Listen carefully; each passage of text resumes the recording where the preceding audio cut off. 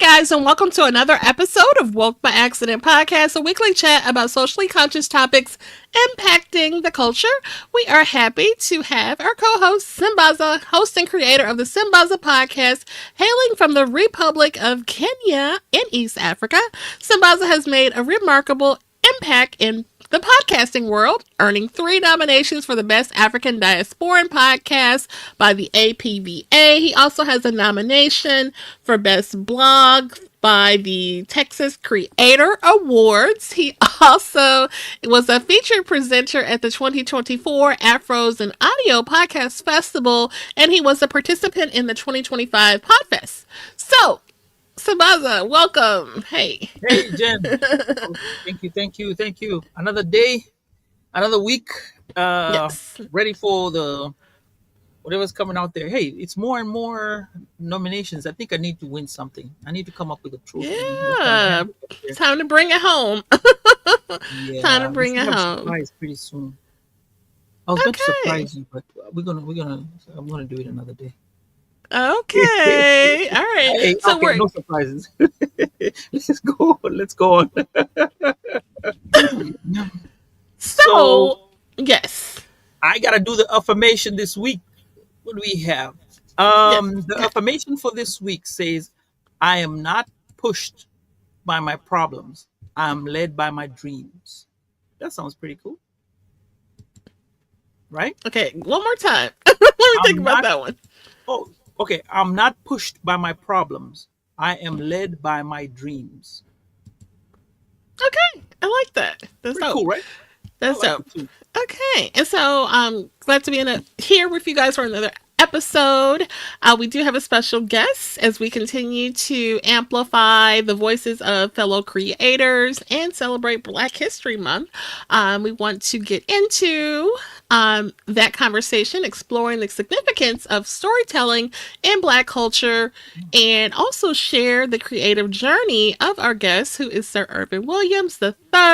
And we're really excited about it. So, and actually, he is from my hometown, St. Louis. So I'm really excited about that, and had the pleasure of, spending time and supporting the work of this creative that we're going to share with you guys. Sambaza, you are new to our guest, but what are your thoughts about what we're going to get into?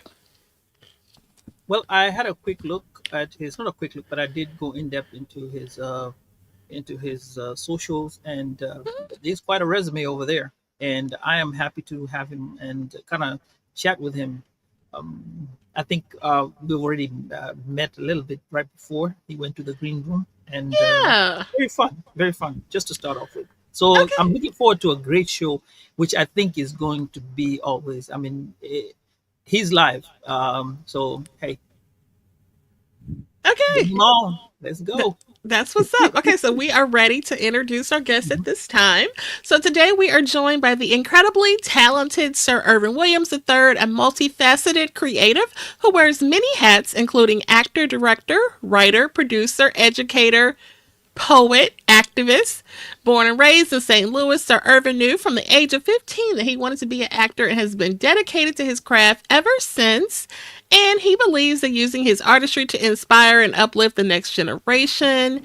His work as a playwright and director often challenges social and economical injustices, as seen in the powerful productions like The Messengers, a one-man show, Zella, a deeply personal play inspired by his grandmother's story, tackling themes of racism, sexism, classism. Beyond the stage, he has previously produced the hit web series It's Complicated, and now based in Atlanta, Sir Ervin continues to create impactful stories that amplify Black voices and experience. Welcome, Sir Ervin. Hey, pew, pew, pew, pew, pew, pew, pew. How you all doing? How you doing, Jim? How you doing, Sambaza? Thank you for having me today. Absolutely. Welcome. All right. Can you guys hear me? Yes. Okay, there we go. He who cannot be here, who was whatever out out of sight for a minute. But welcome to the show. We really appreciate you here, and when to invite our guests as we go the African way. I visit a country in Africa, and then I go pick up a proverb. So Mhm. today's proverb is coming from Nigeria.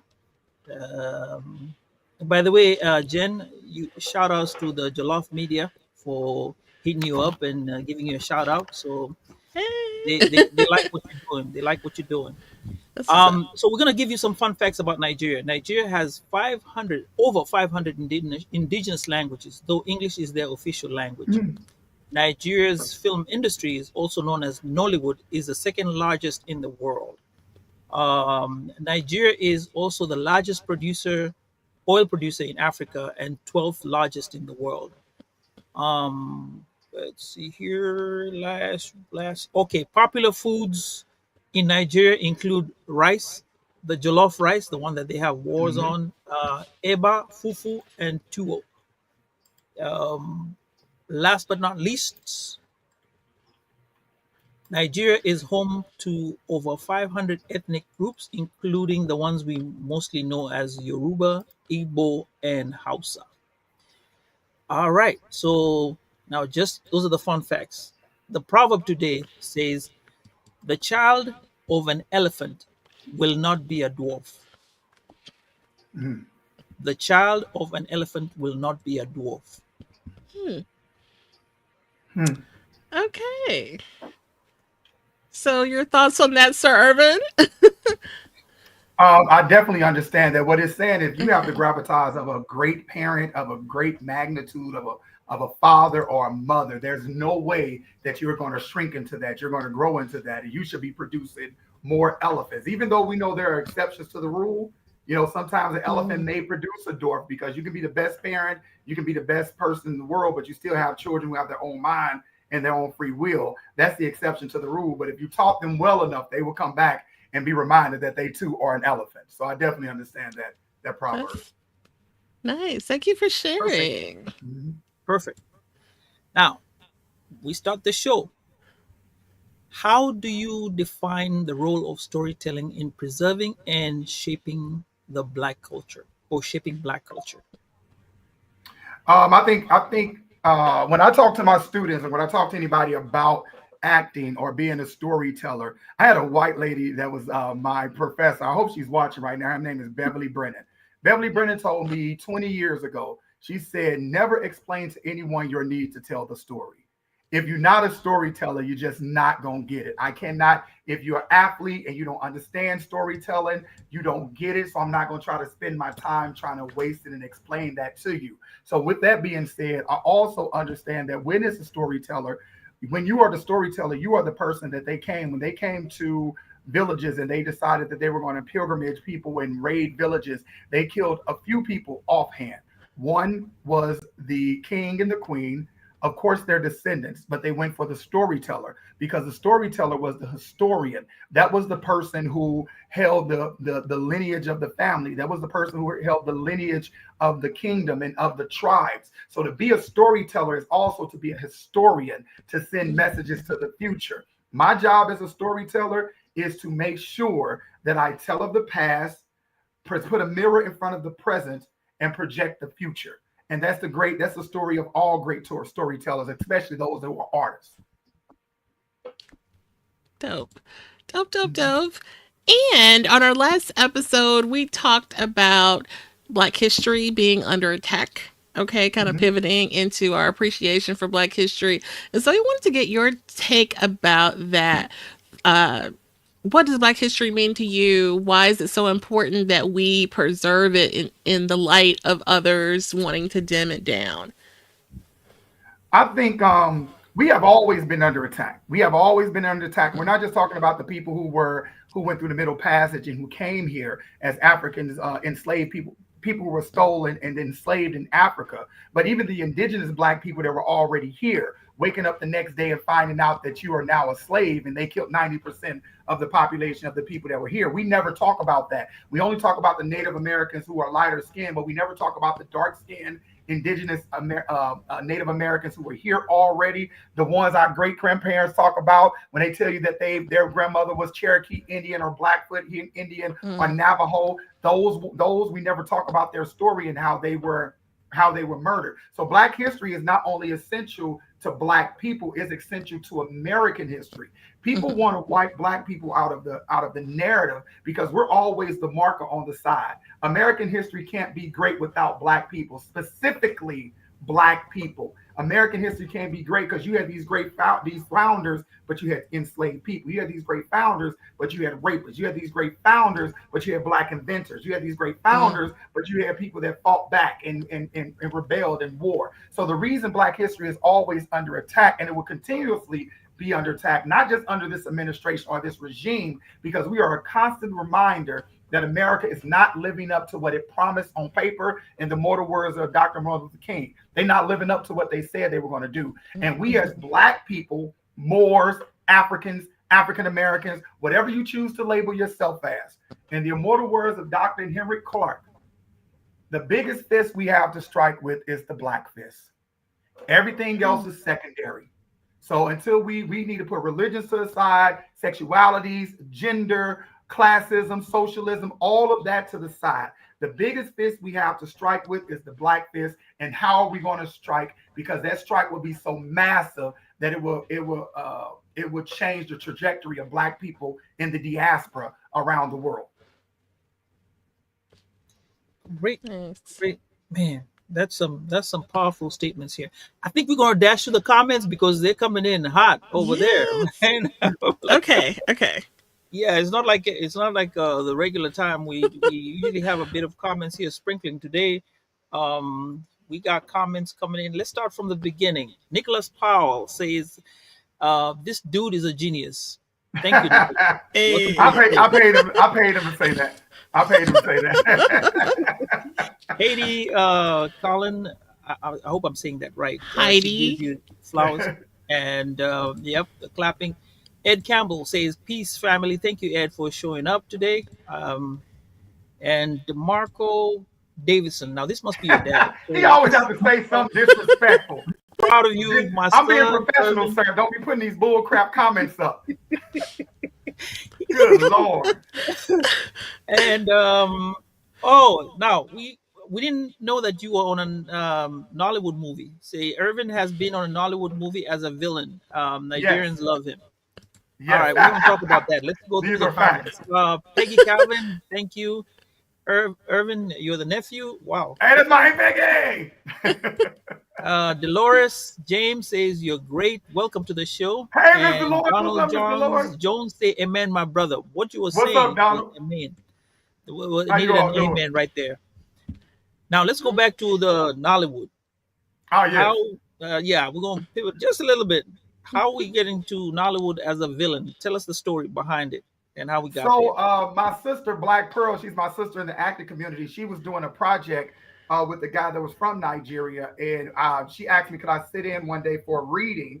And I read for the villain just to help him flush out his script. And he was like, "Oh, I want you as the villain." So they literally made me the stereotypical American horrible. When I tell I'm a horrible person in this film, I'm like a gigolo / taking advantage of her money. I jump on her. It's all kind of stuff. So Nigerians love to hate me because I'm like Ike Turner on steroids. Oh, that's great. Oh, That's that sounds great. like a good one. Hey, that makes an international star right there. And therefore, I'm gonna claim that international superstar. I'm gonna claim that. Yes. Absolutely. There we go. Now, our next question is: do you feel that there's enough representation of Black stories in mainstream media, and what changes would you like to see? Absolutely not. Of course, there's absolutely not enough Black stories in mainstream media, especially Black stories that show Black people as three-dimensional characters. In Hollywood, we choose to recycle what works, right? If it works, why would we change the narrative? But there are so many stories, especially about Black people and about the middle passage and what happened to places in West Africa when they stole bodies from there? What happened to these indigenous people in America when they enforced them into slavery? You know, I hear Black people say all the time, I don't want to hear another story about slavery. I don't want to hear another story about slavery. We were more than that. Absolutely. But I want to hear every single story that was ever written that needed to be told, because there are people in their graves right now who don't have justice, who did not get a justification of their life, and they went to their graves as not only second-class citizens, but as people who were less than animals. There are so many horrific stories that haven't been told. We don't talk about the bucking forms enough. And St. Louis was a huge city that had that, where they had men and women mating like animals and having babies every 9 months, or forcing women into labor so they can get an enslaved child sold faster. We don't talk about the men who were raped in front of their wives, taking their manhood. We don't talk about the experiments of them skinning Black people and turning them into leather book bags and taking their teeth and putting it into their mouths and their hair, making them pillows. We don't talk about that. So the representation of the stories that need to be told, we don't talk. And we also don't talk about the Black people who actually fought back. The Nat Turners of the world, the Toussaint Louvertures of the world, the rebellions in East St. Louis and all over the country. There were enslaved people who fought back. I had to change my narrative on how I even speak about slavery, because Black people in America, we say slaves. They were slaves. These people weren't slaves. They were enslaved people. They were doctors. They were lawyers. They were mathematicians. They were all of these things, and they were enslaved. And that's a total different connotation, because an enslaved person have rights. You have the ability to get free. When you are a slave, you do not. You are born a slave, you die a slave. And we have to change our narrative around that word, period. Actually, I was listening to an NPR story the other day, where this family was trying to trace their history back. This is about the land, the 40 acres and a mule. They actually have found. Okay, I'm going to go to some Black History Month here for a minute. Spare me this part. So they found some records of where people were being offered land. Now, guess who holds the information? The Mormons. And there's a mountain somewhere. This is wild. There's a mountain somewhere that has a library full of all these stories, where they have all this information that they've been storing for years and years, which they purchased from the national museums and kept it there for themselves. So now they're giving it out. And because of AI and what we have right now, you're able to see who got what and who inherited what, and people are finding out stories. Now, this lady, one of the ladies who was being followed in that story, talks about her grandmother. She never said she was a slave. She will say they were in bondage. They were not slaves. All the time she said we were in bondage. And that was kind of a great story, in terms of, people getting to know their history. One other fact about us as Kenyans in Africa, the British, when they had all this information that they had about Kenya, what they did, they actually suppressed all that information. And it's funny, you say, Sir Ervin, in America, you have this quest to know the truth, to search for the truth. What we're finding out in Kenya is that we're not trying to find out the truth. We're trying to get the hush hush. We're like, okay, the past is the past. We're not going to focus on the past, even though right now, this upcoming generation of kids are the ones who are going back to history and wanting to find out what exactly happened. But our parents and grandparents, they were like, nah, there was so much atrocity. Let's just forget about it and keep moving on. And I think this is something to do with maybe the religion or maybe the culture that we had. But I do appreciate that we are trying to get back to our history. Absolutely. And I'm going to tell you this, because we could not imagine the atrocities that our parents went through. So imagine what our grandparents went through and what their parents went through. Sometimes things are so painful. Toni Morrison has a quote that says, all pain is the same, no words, right? Sometimes pain is so traumatic. We haven't been taught to deal with our trauma. We've been taught to survive through our trauma. And before we try to place that trauma on our generations to come, we will rather swallow that and go to to go to the grave with it. But unfortunately, we don't have that choice. If we want to get free from bondage, of microaggressions, of systematic oppression, if we want to get free from those things, we have to ring the bell to our children of what happened. Paul Mooney, I had opened up for Paul Mooney years ago, and Paul Mooney said something so profound at the time, and I didn't realize it until after his death. He said that the older generation, he said this younger generation, you guys try to appease white America. You want to pet it, and you want to treat it like a puppy, and you want to place it in the best places all the time, and you want to protect it. He said the whole time you're petting this creature like it's a puppy and making sure that everything is great about it. But the older generation know that's a wolf that you're petting. And as soon as you turn your back or you do something that it doesn't want to have done, it will attack you. And let me say this clearly, because people always want to say bigotry. This is not all white people, okay? But what history has taught us as a society, the accumulative to protect whiteness will always be greater than friendship of Black people. It just is what it is. We will protect whiteness at all costs, because with whiteness come power. With whiteness come prestige. With whiteness come privilege. It just is what it is. Right. Interesting. Mm-hmm. Very interesting. And so I'm going to pivot from our plan, because I do want to talk about your project, but there's so much, like you talked about your acting roles that you've done. You also spent some time as an activist, and I wanted you to share about what some of those memories of activism Well, it's funny because now I'm down here in Atlanta and I work in a place that don't know what I do. Some of the people are here tonight in the audience, so I proudly tell them go blow the whistle. Sometimes you have to pretend to shrink yourself in spaces so that the people that are in power don't necessarily recognize all that you bring to the table, because they either do two things: they try to eliminate it, or they get intimidated by it and try to force it out the door. So I'm always an activist. I'm always activated, no matter what the platform is, whether it's in corporate America, whether it's in education, whether it's out in the streets protesting. I'm always an activist, because what's right is right, and what is ours is ours. So we're either going to stand up and fight for it or not. I don't want to go into too much detail about what I've done and how I've done things, but I will say this: as long as you have a voice, as long as you have a platform, as long as you know the difference between right and wrong, as long as you maintain some kind of humanity through your God spirit, there are so many humans who are losing their humanity. And I don't think that we've gotten to the point to where we realize what COVID did to us, because there's so many people that you can't empathize. We can't empathize with what's going on with the Hispanic community. We can't empathize with what's going on with the white community, with the Black community, with the LGBT community. We can't empathize because something has happened spiritually to us with our humanity. And it's a very sad, and it's low-key depressing, because if Gladys Knight said in one of her old songs, Memories, when she was talking about the good old days, and she was like, as bad as we thought they were then, these will become the good old days for our children. So if these are the good old days for our children, what are we turning over to them in the world?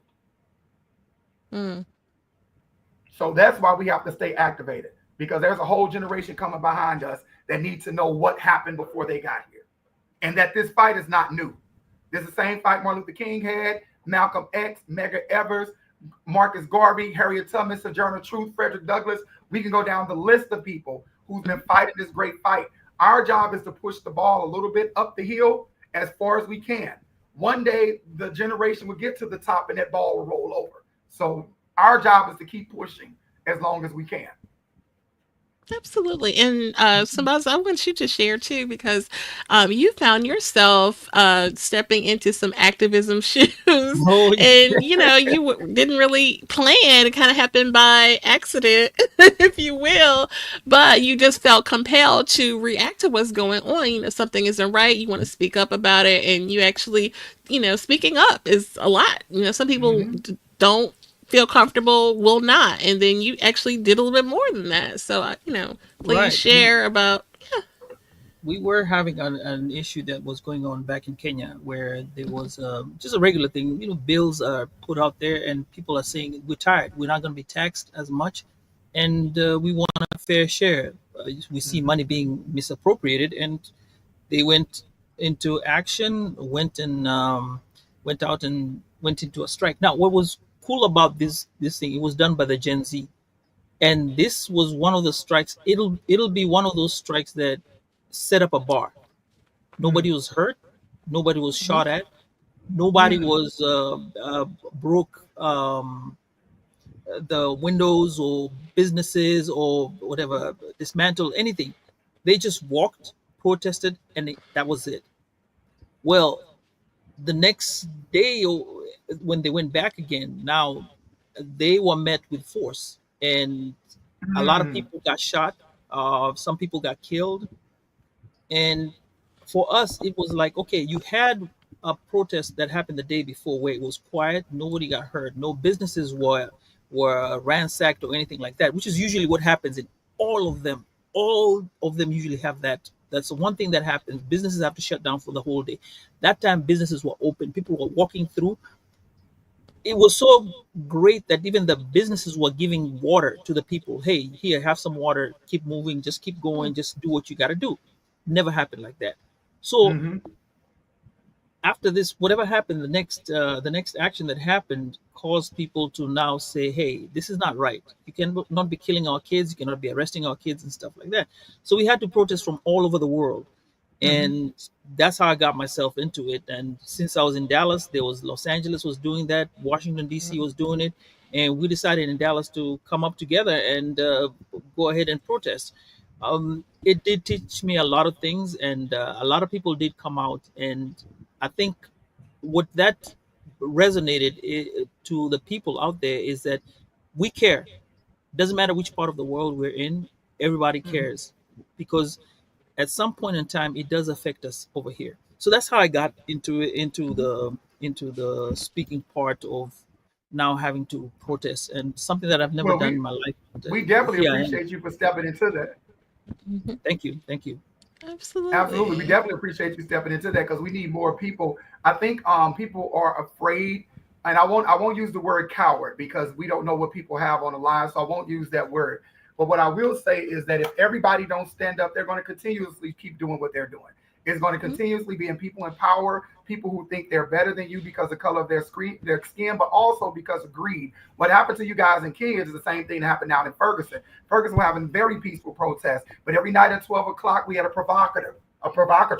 And that Mhm. provocateur may have been part of the Ferguson Police Department. They have maybe have been part of some white nationalists or regime. And every night at 12 o'clock, a rock got thrown at the police officers. And now tanks coming down the streets and now smoke and all that other stuff. So it is always, anytime you're trying to push the greater good forward, especially for black people, it is always the opposition is coming because what they've studied very well is how to dismantle us. They either do it with money, they give certain aldermen and certain people a certain amount of money to shut up, right? They do it through Mhm. Mhm. organization, grassroots organizations, because they understand that capitalism and consumerism to people who've never had anything means everything. So if I go from Mhm. Mhm. zero to being offered $700,000 overnight, and I know this can feed my family, most people take that money. I always remind people of what happened to Dr. Martin Luther King and Malcolm X. They both was in the room. They came with the same regime. They offered everybody money. Only two people didn't take it. That was Malcolm X and Martin Luther King. Malcolm X left the room and said, I guess we do have some in common. We both are dead men walking. They both were dead in 3 years after that meeting. So we have to be, if you don't know history, if you don't know what's already been done, you keep Mhm. falling for it. They silenced the people in Ferguson. They silenced the people in Texas. They silenced the people in Kenya. Money talk, and a lot of us don't have enough integrity to turn down the devil when the devil offers you everything you Oh, want. yeah. Mhm. Mhm. That's what's up. That's true. That's very true. Yeah. Jen, you want to dive down into the comments? Yes. All right. So What here do we we have go. here? Gonna go back after Dolores said Amen. No, it was no. Back up. I think it was after Donald Jones said Amen. That's Panama. right. Okay. Panama Jack says, Sir Irvin, it's What's awesome up, and Fonz? definite. This is gonna All be an right. All interesting right. conversation tomorrow in the office. I work in a cubicle, guys, And when I tell you, it is a different life because people don't want you to be great, but I'm glad that I have people on the line that want me to be great. So I appreciate that. And you do have a lot. Absolutely. Of course. Brooke P says, I'm here to continue to be a fly on the wall to see great things come for Sir Ervin III. Oh. Oh, Well, thank you, Brooke. I love her. She always support. What's up, Brooke? there you go. Harris, bing, bing, bing, bing. And all jokes aside, I'm proud of my friend for everything that he has achieved. He's an inspiration. See, you get all those. Oh, thank you, Marco. Don't make me drop a thug tear. Come on, fam. Don't make me drop a thug tear. I'm too gangster for that. Peggy Calvin says, Irvin, you're an excellent educator. I learned so much from you. I am proud of your courage to speak the truth. Oh, see, that they trying to make me cry. That's my auntie right there. Hey, Peggy, stop it now. Stop it. Oh. Thank y'all. Thank you. Dolores says, Amen. Talk of STL St. Louis. Says Irvin is such an amazing talent. Okay. Oh, thank you. What's up, Chuck? That's my brother. Once again, I paid these people to say these things, y'all. I paid them handsomely. I gave Hey, you must be $13 paying in them food handsomely. stamps. $13 in That's food it. stamps. They got Jeanette, it. they say, okay, your bro says, preach. Jeanette Days says, Amen. What's up, Jeanette? Miss Sierra Simrel, MA says, facts, Irv. What's up, Peggy Sierra Calvin Facts? says, Amen. Yes. And last, Miss Sierra Simrel says, I know the truth is coming out tonight, Sir Irvin. Uh-oh. Absolutely, absolutely. Thank you, Sierra. I appreciate you tuning in. All right. Now, they talk about you being an educator, and I think you said you moved over from St. Louis to Atlanta. Atlanta, yes. You don't mind sharing what you do as an educator? Oh, yes. I'm a certified English teacher. I'm certified grades 4 through 12, as well as in theater. So I taught English in middle school for 10 years. In high school for 10 years. I taught in middle school for 5 years. So that's what I do. So I am an English teacher and a historian, and I'm a black male English teacher. So I'm like a unicorn. So the way I explain that to people is like this. Black male teachers are 3% of all teachers in education. I am 0.5% of the 3%. And I always say, did you have a black English teacher, a black male English teacher before college? The answer is usually no. So that's who I am. Okay. And so you teach theater in the school as well? Yes, I do. I did theater as well. So I combine theater and English, but I'm the person that was in the building that was over the Black History programs. I'm the person that if there was a play in the building, I'm over the plays. I was that guy. So here's my question, and this was when you have the kids there, and how are they receptive to theater as a means of expressing themselves? So as an educator, we all understand that educators understand something that society don't. And that's that children learn by their senses, okay? You have the auditorical learners, they need to hear it. You have the visual learners, they need to see it. You have the tactile learners, they need to touch it. You even have people who have oral fixations. They have to pick things up and put it in their mouth for them to learn it. That's just the way certain people learn naturally.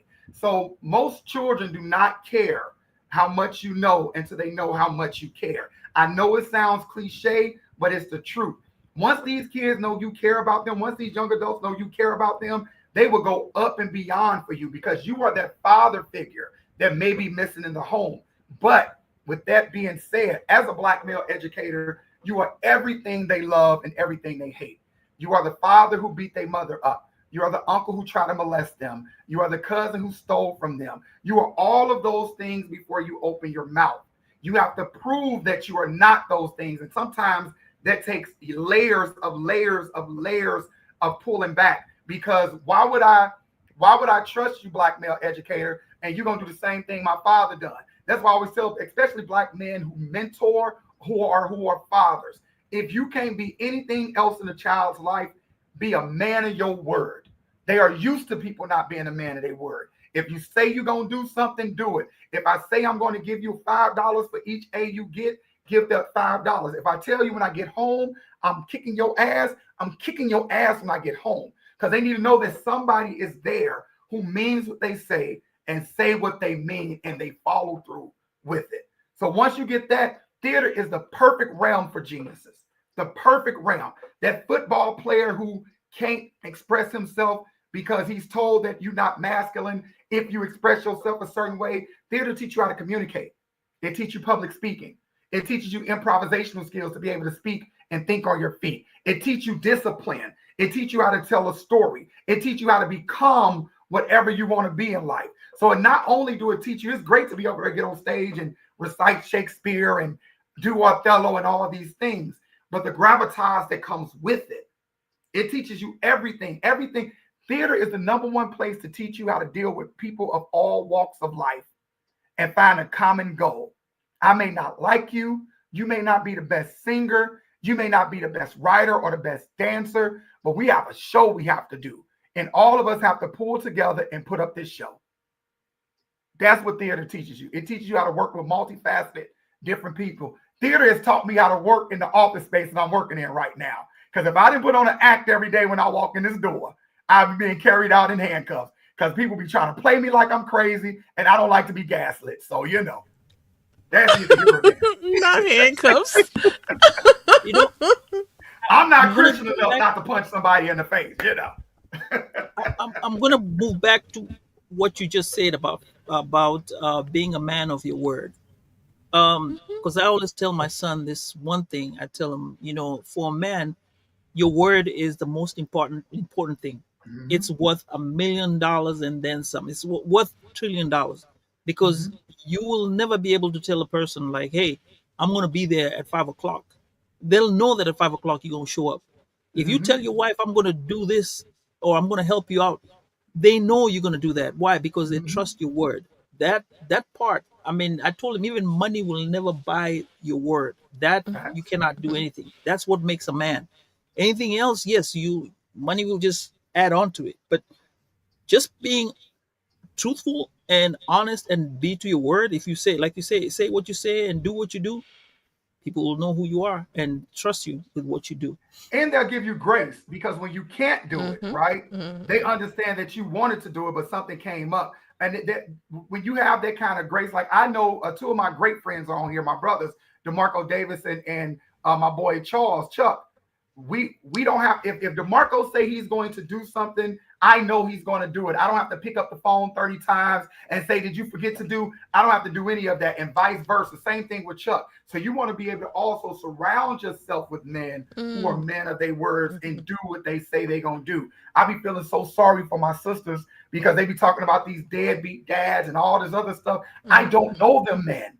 All my male friends take care of their children. All my male friends who are in relationships take care of their children and children that's Mm-hmm. not there. So unfortunately, I don't know those men you speak of because they're not in my inner circle. They're Amen. not my caliber of class of men. I am. Oh wow, that's deep right there. Yes, We're dear. gonna we're gonna go back to these comments today. Okay, a Where couple more. some people are giving us some questions we have to ask you here. Okay, send the And questions. normally they can ask questions that we can ask you as well. I Mm-hmm. forgot to Mm-hmm. say questions are allowed here, so we can ask you Okay. some questions. So let's go back to, 8:30, I I think think. Sierra said, Okay. I know the truth is coming out tonight, Sir Irv. Okay. Tahir Moore said, "My firstborn Irvin has only ever made me proud." Okay. These are my that's my brother. See, this is what I'm talking about. I told you, Jen, they just gonna get on here and be disrespectful. I don't Shout have out time to for this Tahir. Yes. telephone getting on my nerves. I love you, bro. DeMarco Robinson Davidson says, Irvin is secretly running away from being a gospel music writer. He's a living testimony. These are facts. If anybody know I'm a living testimony, that brother right there know I'm a living testimony. There you go. Fact. Jeanette Day says, "Facts. Once they trust you, we gotta protect them." Oh yeah, that's Mm-hmm. Absolutely. nice. Yeah. Miss Sierra Simmerl says, "Woo, woo." Say that, Sir Irvin. Here we go. Peggy Calvin says, "Theater teaches you to work with others and take direction And listen. and to listen as well." Absolutely. Absolutely. Therese Cunningham says, "Wow, this is very informative. Thanks, Auntie Peggy, for the invite." Hey, what's up, Teresa? Tahir says again, facts. You were dropping facts. Miss Sierra says again, you have to be careful in working spaces because they don't care about you for real. Facts. Um, That's Tahir facts. says, no, no, seriously, Ervin is one of the most loyal and consistent friends you can ever have. I love my bra to the moon and back. Oh, there we go. We need to have this. I love you too, Rob. That kind of They trying to that make kind me of cry. They know those kind of I'm a friendships. thug. They trying to make me drop a tear. That's what they trying to do. Aw. And shout out to hear more. We're familiar with your work and we appreciate you in the space. So shout out to hear. All right. I think there's another.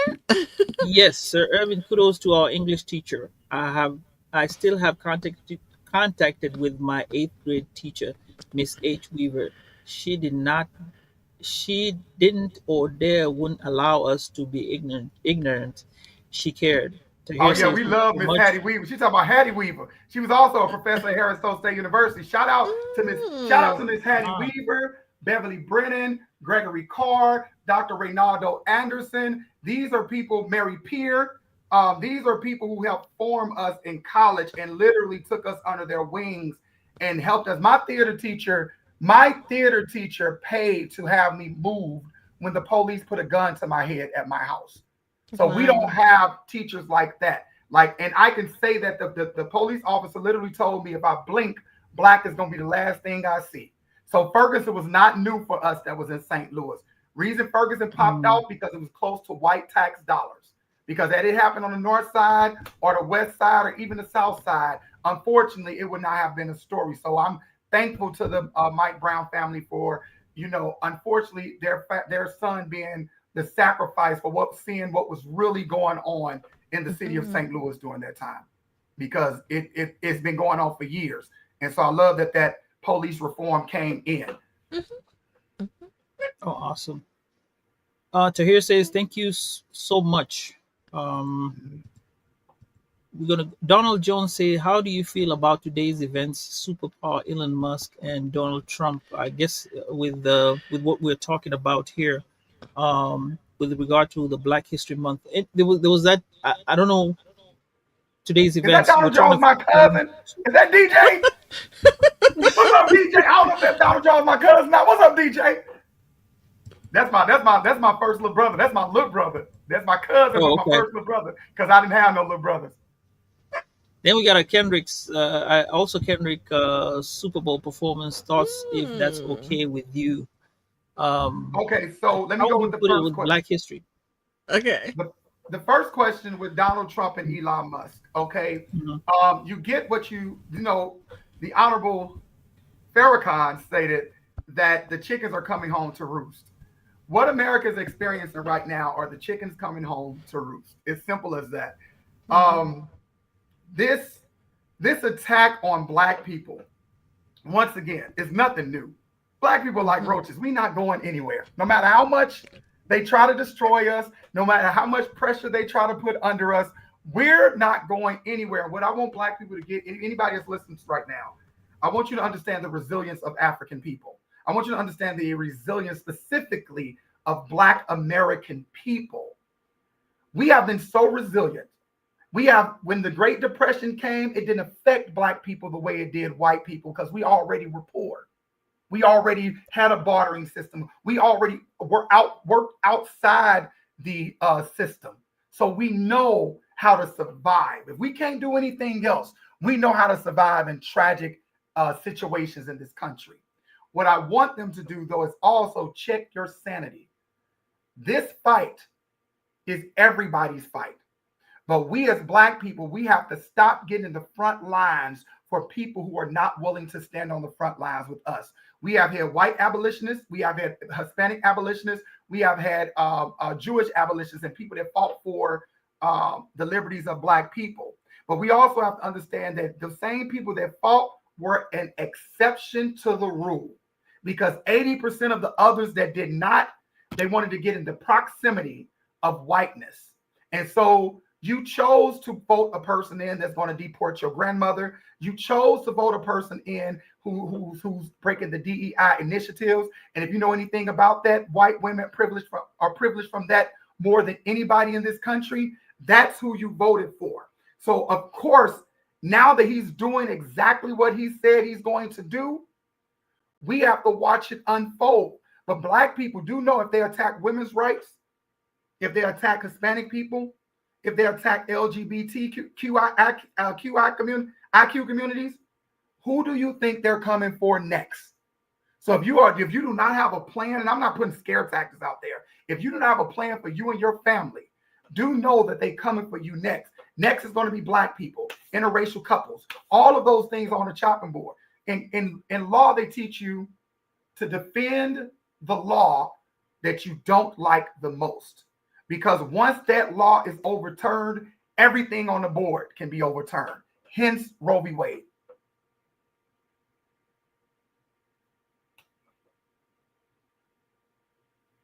Yep, that one. Yep, the Roe v. Wade was a major one right there. And then the Kendrick Lamar. We're putting it into perspective. The show. Listen, I'm so proud of Kendrick. I understand, sometimes artists do highbrow artistry, right? You have different types of art, and people that's not artists don't understand that. You have demonic art. You have people that's out there doing some very demonic, dark things in their art. But you also have protest art. You also have this thing called satire, to all my English teachers out there. And also these things that's satire and I can't even think of the word right now that I'm looking for. Not satire. The way of reflecting and put a mirror to you. So Kendrick Lamar performance was more of a protest performance than an entertaining performance. And most people don't catch that because most people, I would say most people, a lot of people don't like to read or read anything that's out the zeitgeist of a sixth grader level. The entire American population reads on the sixth grade level. That's the average. So anything over every newspaper, every magazine, every blog, there's usually written on a sixth grade level. So people who do read can understand. But once you move up to that 8th, 9th, 10th grade college level thinking, that majority gets smaller. And if you haven't necessarily read all the books that some people have read, you'll miss a lot of the symbolism in his show. There was a great deal of symbolism and satire in this show. Oh, nice. You on mute, Jen. There we go. No, a lot of the responses to it were saying, "Oh, this is the game. I just want to drink my beer and not think hard." And like, what do you think about that type of response to what he did? I think those people are very dismissive. They want to be dismissive to the Black plight and the Black fight, because if one thing enslavers did very well, that was made you believe that it wasn't happening, right? And because if I acknowledge what I've done to you, I also have to acknowledge the atrocities of what kind of human am I. Toni Morrison said it the best. She said, if a person has to be on their knees for you to feel powerful, are you indeed powerful? And the answer is no. So no, I would never acknowledge the devil that harmed you.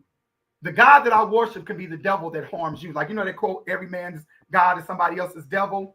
Why will I acknowledge that this happened to you? Because to give acknowledgement is to give reverence to your pain. It's to give reverence. I mean, everything that my father and my mother has taught me is a lie. If my mother, DeMarco mother, your mother, Jen, y'all mothers are old enough to remember colored only water fountains and white water fountains, so are they mothers. So this is not your great grandmother. This is not your great great grandmother or grandfather who did this. This is your mama.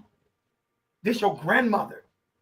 These are the people who committed these atrocities. So of course I'm not going to acknowledge something like that happened to you guys, because that means I have to say everything that I was taught to believe in was a lie, and I benefited from said lie. Yep. Wow. Let's go to the comments, and then we're gonna talk about your plays, because today has been all right, we start from Peggy. Says hi, Therese. She I said thought we were here, right? Oh yeah, I'm sorry. Yep, right there. Sorry. Miss Sierra says yes. That's how the Civilian Oversight Board in St. Louis. That's how the Civilian Board in St. Louis City. The state is currently looking to take away local control. Yep, And that's isn't what. that crazy? I'm from St. Louis. So you have, let me explain what she just said. Thank you for that, Sierra, because that's the truth. In St. Louis, let's do a small history lesson, people. In St. Louis, Jefferson City, Jefferson owned slaves. St. Louis was a free city. However, St. Louis sold slaves at the Laclede Landing. The Civil Rights Movement, the Dred Scott case, is where that was done on the corner. You can still go down there and see the chains on the wall in City Hall in the court to this day, where they sold enslaved people. Jefferson City has been running St. Louis for hundreds of years. Now, get this right. You had people who believe that black people should be slaves fighting against white people who believe that they should not. So brothers fighting brothers. And at the end of the Civil War, the brothers who believed in slavery still hold the purse strings in the city of St. Louis. It doesn't make any sense. They have politics in their back pocket. They have politicians in their back pocket. And why would people who wanted you to be a slave innately ever want to do something for you that's going to benefit you as a whole, as a people? It is what it is. St. Louis needs to get its own power by any means necessary. I don't know what we have to do because I'm not a politician. That's not my job. But I know we have to break away from Jefferson City. I shouldn't have to call Jefferson City on Jen just to get something done about Jen's poor service here in St. Louis. It makes no sense. Oh. The next one is, how do you feel about the upcoming election in St. Louis City? 3 black candidates and 1 white. I feel this. I feel the same way that I felt about another particular election that just passed. They know that they can't beat this person alone. So we're going to throw some horses in this race, and we're going to divide that black vote, because we probably can't beat this person. And I'm not going to mention any names, because once again, I'm not above cursing nobody out in St. Louis as a politician. I know these people behind closed doors, and I'll punch somebody in the face. So I ain't trying to catch a case. Okay. So we throw a horse in the race to divide the vote. And then we find a person who's going to win, right? And then we probably couldn't beat, let's just say, Jim Scott. We probably couldn't beat Jim Scott 1-on-1. But you can beat Jim Scott, and then we can beat you. So that's exactly what's going on in St. Louis right now. Wow. And Therese said, Miss Sierra, I think it was part of that comment. And hey, Therese, that's the niece. Thank you for getting on the podcast. This is your cousin. That's Peggy, Miss Peggy. Sierra says, hey, Miss Therese, I guess we're going, going back and forth. And then DeMarco says, what does Ervin want to be known for when he joins the ancestors? That's a nice question. First of all, that's never going to. Before you answer that, let me go down the comments, and then we'll bring it back and hold on to that. Tiffany says that part that was about the DEI and stuff going on with regard to the women DEI. Therese says, hey, and then Tiffany says, sit and watch the show. That's exactly what's going on. And then when is his book coming out? So those are 2 questions that are going to come out. And then Donald Jones gives you flowers. Peggy says, speak the truth. Speak. Talk the talk. Bianca says, what's up, Bianca? Pew, pew, pew. Peace up, A-Town down, homie. All right, Miss Sierra says, hey, I was here for all the K-Dot's subliminal messages. I signed up to dance with him. LOL. It was created from Ferguson unrest for accountability of the police. That was, I think, the what we're talking about before. And it says teach. Now let's go back up all the way to. Should we reserve this to be the last question, like the one that you're going to give us to? I think we'll reserve this to be the last question. So we'll say let's think about it. Let's talk about the book. When is the book coming? It's coming out sometime this year. Listen, This book is going to drop. I have a collection of books that I'm writing specifically for Black men, Mhm. but also Black boys to get into the literary space of young adult novels. Because Black boys don't have a lot of novels that start us and show us as victorious, opposed to, Mhm. like, let's see, like Harper's To Kill a Mockingbird. The only Black character in there that's a male gets killed innocently. So we have to find things that Black boys are reading that's contemporary, that's modern as well, and something that's going to get them. But the book that he's talking about, I have a book called Mr. Duplicity. It's a memoir. It's like a first part memoir mixed with intertwined with poetry and spoken word and things of that nature. The book is done. I just have not released the release date because I have to put marketing on it. I refuse to be one of those people that have a book and only sell 2 books. So I'm putting the marketing on it. So if anybody's online that's willing to invest so I can promote my Hey. book the way that I want to promote my book, please send the money directly to Ervin J. Williams on his Cash App. ERVINJ Williams. I take all donations. All right, we'll put your link on the show notes and have people kind of whoever Yeah. wants to help out. I mean, you've given us a lot of gems and knowledge today. We do Absolutely. appreciate that. I Yeah, appreciate and that. Thank you. Jen was going to ask you about your plays because I did see you Yes. got some plays Yes, going we're on. excited about the new project, Mhm. Freeda, and please share. And I already got my tickets. Yes, thank you for getting the ticket too. So, Frida, we're doing the reading at Harrisville State University.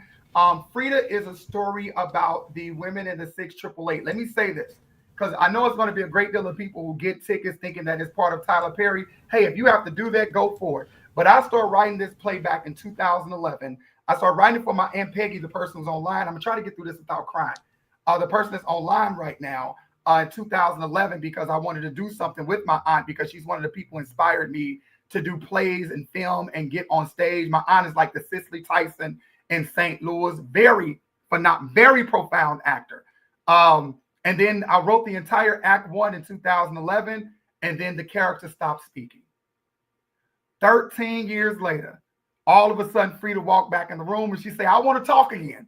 It was 6 months before they announced that they was about to bring out the new 66668 movie. So I know it was all serendipitous, and I know it was all spirituality that was kicking in because this is going to launch my path to actually put this up. So right now we're doing a fantastic reading. It's starring my Aunt Peggy Calvin as Frida, as older Frida. Reese Jones as younger Frida. We also have Black Pearl as Dorothy. We have X Blue Rain as Henrietta. We have Moa Burns as Ruth. We have Valerie as Cheryl. We have Joe Anthony as Harold. Myself, I'm Walter. We have Nisha as the nurse. And we have Smoogie, the comedian, as Benjamin. And I'm sure I missed something. I'm trying to get everybody. Oh, we have Ivy Coleman as our narrator and Ryan Lane on lights and sound. Listen, this is going to be a reading that is going to knock your socks off because it's that kind of story. It is another version of the 6888 story. It's not the grand gesture version. I think Tyler Perry did a fantastic job. I don't care what the critics say. I don't care what the critics say. He did exactly what he was supposed to do, presenting these women to the world. And you go do your own research. We gave you the base.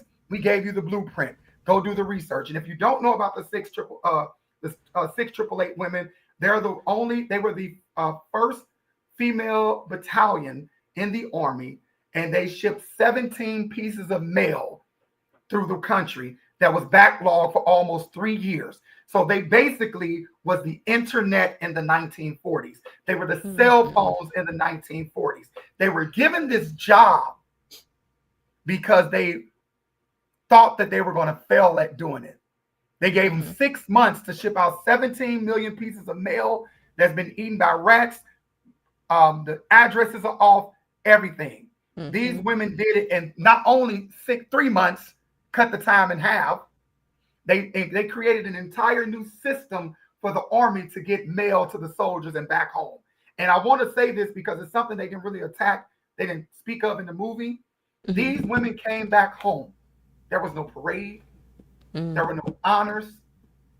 There were rumors that the only reason they went over in the first place to Europe because black males, they got tired of black male soldiers screwing white women. So they were prostitutes over there. They really weren't in the army. So these women came back and were ashamed of the greatness that they did. So their grandchildren didn't even know they were in the army.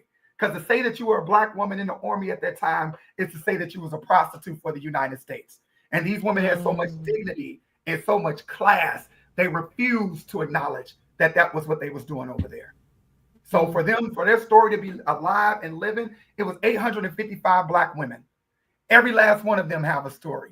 I'm just telling the story of the 6 that came to me. That's amazing. And thank you for, picking up the story again so that you can complete it. I mean, I'm really looking forward to what you have to bring. And I know this is going to be great. So, yeah, I appreciate that. I appreciate it. And my Aunt Peggy is about to knock y'all socks off.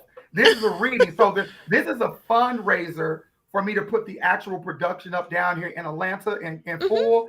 And then to take that and put a even bigger production back up in St. Louis. I will always come back to St. Louis and perform. And I want to say this before we leave, because I don't know how long I have and I don't want to forget it. St. Louis, when you are given the opportunity to work with someone, work with them. We always talk about people don't come, they don't come back, they don't do nothing for us, they don't blah, blah, blah. We always talking about that. But when you are giving the opportunity to work with something that you've been wanting to do and people reach out to you, be a man or woman of your word and show up. Shirley Rapp has a very famous quote, and I don't know if it's her quote or not, but she was the first person I heard say it. And the quote was, if you always ready, you don't have to get ready. When people come for you, be ready. Be ready to move forward. And it will open up so many different doors for you. You're right. Amazing. Now, let's go to the comments and then we'll get to know where your socials are. We'll leave that to that. So this is how we're going to go. We're going to do the comments. Jason Little as Jimmy Lee. I knew I was forgetting somebody. So I to my mind, Jason, not my heart. I love you, brother. Jason Little as Jimmy Lee. And he's going to be hilarious. Everybody's going to be fantastic. But it's something that's about to knock y'all socks off. I'm telling you. Good. Yeah, and I wish I was traveling that way. I know, right? It sounds like I'm missing out. I'm getting the FOMO here in Dallas. All right, I think we stopped at Jeanette Days. Welcome to the show, Miss Jeanette. And I don't say if I didn't say that. Cortez McKinney says, "Do you feel Tishara has done enough for St. Louis? If not, why not move on?" Maybe you can give a quick answer. So this is what I would say to that. Tishara can do everything possible for St. Louis that she has in her bag. It still would not be enough. We're not going to, and I have to say what's right and stand on it, whether I agree with your politics or the way that you move or not. What we are not about to do is blame a singular black woman for all of the atrocities of 50 years of violence in the city of St. Louis. Plus, we're not going to do that. We're not going to put this on her shoulders and say, you're the reason that ABCD has been happening, because actually St. Louis has went down to crime. Let's acknowledge that. So what we're not going to do is do that to her. I think what happens is now I'm about to be controversial. A lot of men in positions of power don't like to see black women in positions of power. And when they see those black women in positions of power, they do everything they can to tear them down. We have watched this through history. They did it to Mary McLeod Bethune. They've done it to Madam C.J. Walker. They did it to Oprah. So when they climb these ladders, you have a gang of people who come out the woolworths and tear them down. I think a lot of conversations of black people we should have are behind closed doors, and we have to start learning how to be a united front in front of cameras. You don't have to like me. You don't have to love me. You don't necessarily have to agree with me or vote it for me. But when we move out in public, we're moving as one accord. No one should never know that Jen has an issue with Sir Ervin or Ervin has an issue with Sambaza. That should be a behind closed thing, especially if we have a narrative to push forward. Now, I'm not saying black people are not above reproach and public correction should not be a thing, but it's how you correct each other. Are we calling people out or are we calling people up? We need to start calling people up. Everybody have a suggestion on what Tishara and other people like Kim Gardner and all these other great people, and or Wesley Bell, all the Corey Bush, all of them should be doing. Everybody has a suggestion. Nobody picks up the phone and say, how can I help? How can I assist? How can I be of service? So we have to get into that service magnitude. If she's the one holding the mantle right now, how do we assist her? Now, I don't know if she's accepting the help or not, but before we criticize, have we tried to assist her? That's fair. That's fair. Okay, Sambaza, let's You're right. go back. All right, exactly. Reverence brings mental knowledge of the contents of the heart, which most do not want to recognize, but keep sweeping under already a pile of carpet dirt. I think he was talking about the mental health and within the Black community, and what we need to acknowledge. Therese says, hi, cousin Ervin. Peggy Calvin says, what about Jason? And then I mentioned him. He came to my head. You also corrected about the 17 million pieces of mail. I know you said it and then you kind of picked up on it. Bianca says, can't wait for the play. Yes. Bianca was also in the reading that we did down here in Atlanta. She was Dorothy down here in Atlanta. She killed it. Yeah, so shout out to Bianca. She killed it. So she already know what's about to happen to this audience. And we're doing it on a stage, in a theater with lights and sound and all of that, Bianca. So it's going to be an even bigger reading. And Aunt Peggy, Therese is saying, yes, Aunt Peggy is a very phenomenal woman. Absolutely. Peggy Calvin says, shut up, Ervin. She always get mad at me when I gush over her. It's the truth. If I was telling the story, it'd be different. It's the truth. Jeanette Day says, that's so true, and then preach. Now we're gonna go back up to that question about the ancestors. I think that's gonna be your go-to question. But before I had a question. What about people who want to check in online if they wanted to watch it? Do you have like a link where some people process the links where you get charged something and then you can get access to it? Yeah, so I'm thinking about doing a live Zoom, but that's not in motion as of yet, because it's things I have to set up to live stream that. And because I'm in the play and my crew is not necessarily all around me in St. Louis, I have to have somebody else to run that. But I am going to stream some things with it for like a behind a paywall or something like that. I just have to set that up. Because once again, this is a fundraiser. And the more I split funds, the less funds I raise. Right. Okay. Thank you so much for everything. And then here's the question. Now, DeMarco, this is a very deep question, and we appreciate that. So here goes the question. What does Ervin want to be known for when he joins the ancestors? Well, first, I'm never going to die. My energy just going to transfer. The world will end before Sir Ervin Williams is put in the ground. These are facts. Trust me. I'm prophesizing it right now. But it took Dr. Maya to say this and for me to hear it. I don't know what I will be known for when I leave this realm. That's not my decision. Whatever people pull from my work, they're going to pull from my work. Whatever people pull from the experience of me, they're going to pull from that experience. What I'm going to be known for is going to be determined by the people that I affected. And the only way I can explain that, I always go, Jesus didn't write this verse in the Bible. His friends did. So whatever his friends wanted you to know about him, that's what you knew about. And we've all been to funerals and read that obituary. And who is this brother they talking about? Because that's not the man that I know, right?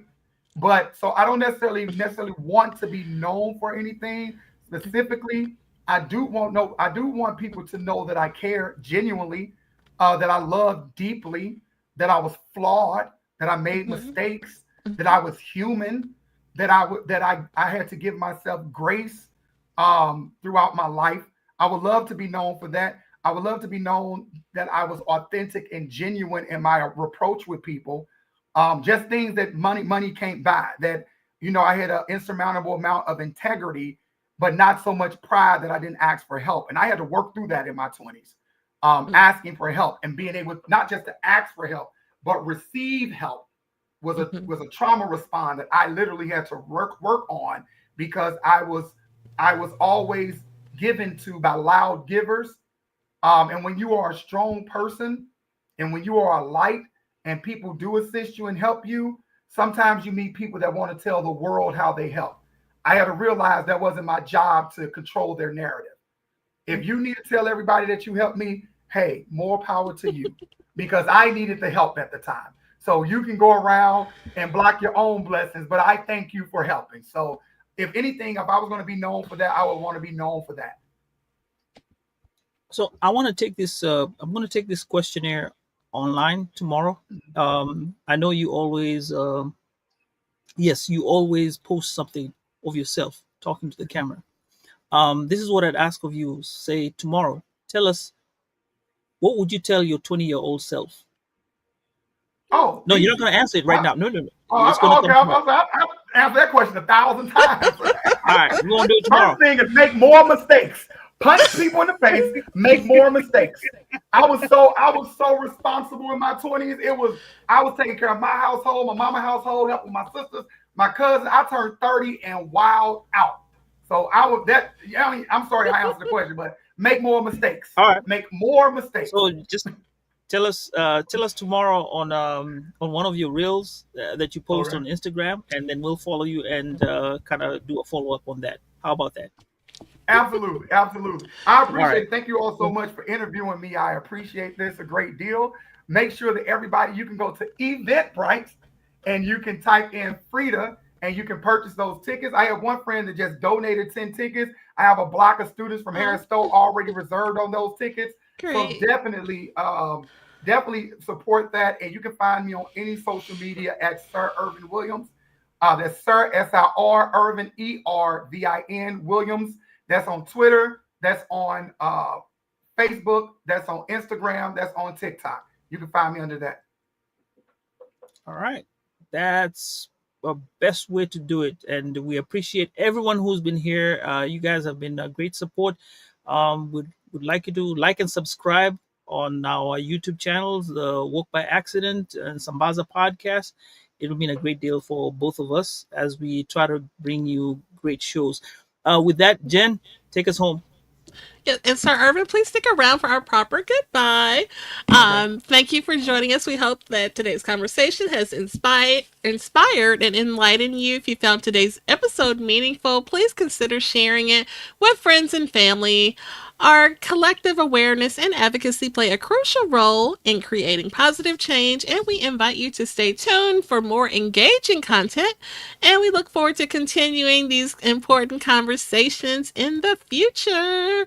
All right, and just taking a gander at the comments. More hearts. Oh, yeah. Oh, Miss wow. Jen said, I Okay, really Miss enjoyed you. Tiffany. Yes, absolutely. Thank you. I appreciate I appreciate you inviting me to the table. There are a lot of people. I'm going to say this before we close out. There are a lot Yeah. of people in St. Louis who like to go out their way to try to hide my gifts and hide what I do in the world. I'm even dealing with that down here in Atlanta right now. So I greatly appreciate you for seeing me. I greatly appreciate you for inviting me out to have this conversation and to and join with you all. So it's not unnoticed. And as soon as it is some people in the city of St. Louis, as soon as that big check drop and somebody have to do a big story, there are some places I'm stopping first. St. Louis America is one of them. Kenya Vaughn, shout out to her. Over here on this podcast with Jen, shout out to you. And it's a few others that I'm going to definitely come in and give you the exclusive story. I don't care who's asking for it. You guys gonna get it. Simple as that. Well, we appreciate that. Shout out to DeMarco. I think he's the whole reason why I even know you. So, Don't give him no credit. So, last but but not least, we got a good deal. Irv, great interview. And Therese gives you hearts. And Oh, thank you, oh, did thank we you, get thank you. another one? yeah, we got two Oh, more. yay. So, Yay. Thank good you, night. guys. You guys are awesome. The comments have been lit tonight. And we appreciate the They only got on here because they know I'm ignorant. They don't know what's gonna fly out my mouth. They got on here You to see know what I was what? gonna say. They try to trip me up with that Tashara question. Ha ha! I know how to play politics, buddy. Oh my gosh. Okay, so DeMarco got to come back now. So since we got Sambaza here, I'm Yeah. already throwing that out there. He's been a prior guest on Woke by Accident, and we invite him to come back. Yep. Absolutely. I love you, DeMarco. You're my boy, Blue. All right. Oh Happy to have him back. gosh. Okay, And so I'm gonna oh, okay. Thank you so much. More comments. You guys are awesome. And okay, wait. Somebody. My Peggy Okay. just subscribed. Boom. Oh, thank you. I'm Peggy. Everybody Okay. who's my people, subscribe. We need more shows like this. Make sure you subscribe and share.